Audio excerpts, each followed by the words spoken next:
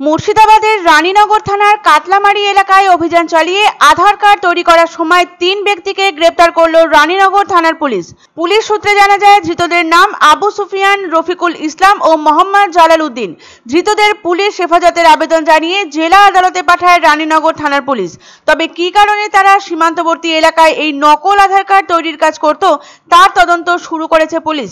কারণ বিভিন্ন সময় দেখা যায় বাংলাদেশি নাগরিকদের ভারতীয় আধার সহ বিভিন্ন নথিপত্র হয়। এই সীমান্তবর্তী এলাকায় সেই রকমই নথিপত্র তৈরি করা হতো না অন্য কিছু, তার তদন্ত শুরু করেছে পুলিশ।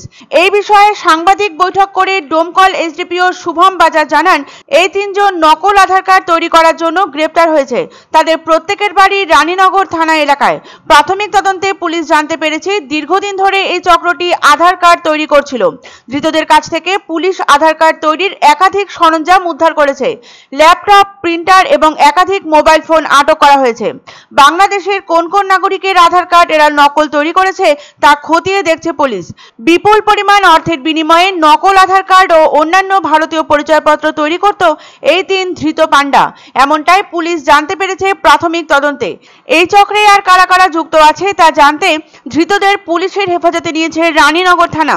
ভারত বাংলাদেশ সীমান্তবর্তী মুর্শিদাবাদের রানীনগর থানা এলাকার কাতলামারি কদমতলা এলাকার একটি বাড়িতে বসে গোপনে দীর্ঘদিন ধরে চলছিল নকল আধার কার্ড তৈরির এই চক্র।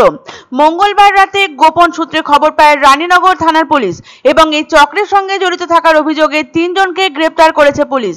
এই প্রসঙ্গে এসডিপিও আরো বলেন, প্রাথমিক তদন্তে তারা জানতে পেরেছেন ধৃত ব্যক্তিরা বাড়িতে বসেই laptop, retina scanner, fingerprint scanner সহ বিভিন্ন বৈদ্যুতিন যন্ত্র ব্যবহার করে নকল আধার কার্ড তৈরি করত। ধৃতদের হেফাজত থেকে একটি ল্যাপটপ, 2টি প্রিন্টার, 3টি মোবাইল ফোন, একটি ফিঙ্গারপ্রিন্ট স্ক্যানার, একটি রেটিনা স্ক্যানার ছাড়াও নকল আধার কার্ড তৈরির বিভিন্ন ছোটখাটো যন্ত্র পাওয়া গিয়েছে। সঙ্গে উদ্ধার হয়েছে বেশ কয়েকটি নকল আধার কার্ড।